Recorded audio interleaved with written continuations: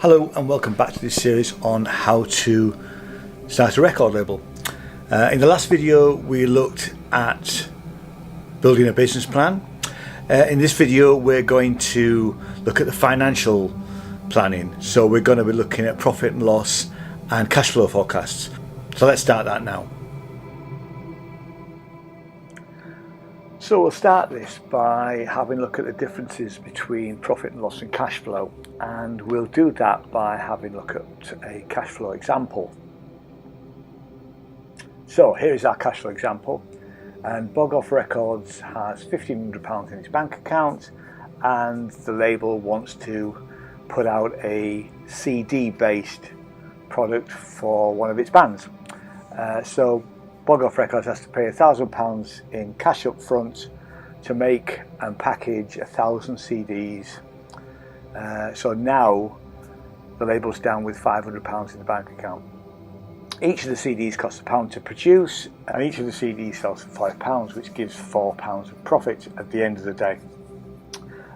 So Bog Off Records will need to sell 200 of the CDs to get back the initial outlay of £1,000. And the label's got to wait until those first 200 CDs are sold to recover it. If Bog Off wants to put out another album for another one of its artists and spend another £1,000 on CDs, clearly there's a cash flow problem. The label's got to wait till the first 200 CDs are sold, or take out a loan of at least £500 to cover the £1,000 it's going to cost. So this shows us a cash flow problem, and it needs good financial management. So let's have a look at profit and loss. So the definition of profit is defined as revenue less expenses. It may also be referred to as net income. So cash flow, on the other hand, refers to the inflows and outflows of cash for the business. So things to be aware of: earning revenue does not always increase your cash immediately. It may be that you sell 200 CDs, but you have to wait 30 days for the shop that you've sold them to pay you. The other thing, incurring an expense does not always mean that your cash balance gets decreased immediately. Sinners Music has credit accounts with all of our people that we deal with. So if we purchase something today, we would usually have to pay for it within 30 days. So cash flow is much more about the ins and outs of your daily, where your money's coming from, where it's going to. A profit and loss account will be, is the business profitable at the end of the month and at the end of the year? And to help you with that, I've created a profit and loss template. Let's just have a look at that now. So here we are on my website, and I'll put the link down below.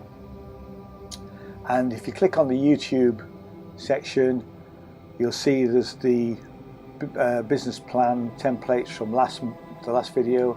We've got a couple of financial planning spreadsheets for record labels, which you're quite welcome to use. They're not what I'm going to use, because I'm going to use these PL account templates.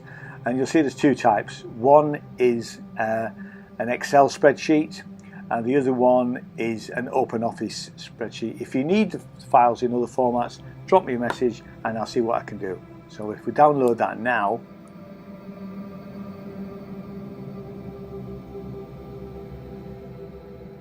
right, so here is our 12-month profit and loss projection, and the first thing we see is the revenue. Now, because I've run this from January 2019 for the whole year, and if it's a new business, we're not going to have much money coming in at the first month. So we've put in some potential studio work, so we've got some regular income there, but there's no CD sales or promotional work coming on. We've got no streaming revenue yet, but we're actually spending some money. So we spent some money, £300 on merchandising and That's given us a gross profit because of the studio work that we've done, a gross profit of £450. So that's before we've got any expenses. Now our expenses in this case, we've got salaries, we've got some repair maintenance, we've got some rent, I know some other utilities and insurance and things like that. So at the end of the month, our net profit is in a minus. So we're in a minus 1,199.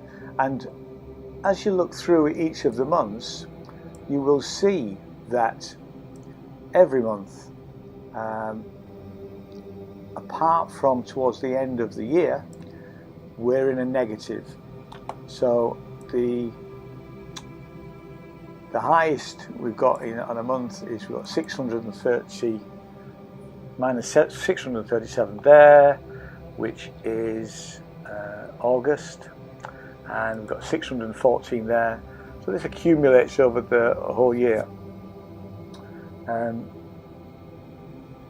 But when we come to November, we're actually in the black. We've got nearly £700 coming in, or estimated coming in, and then come December, and obviously the busiest time of the year will be October, November, December for any business that's selling merchandise, and we've got nearly £1,800 coming in there. The other thing that I've done is we've got year predictions, but we've also got an actual, and I've done it for 2 years. I've done it for 2019 and 2020.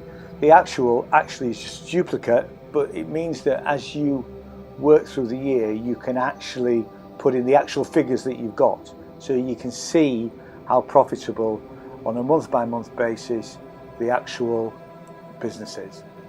So I hope I've explained the difference between cash flow and profit and loss will help.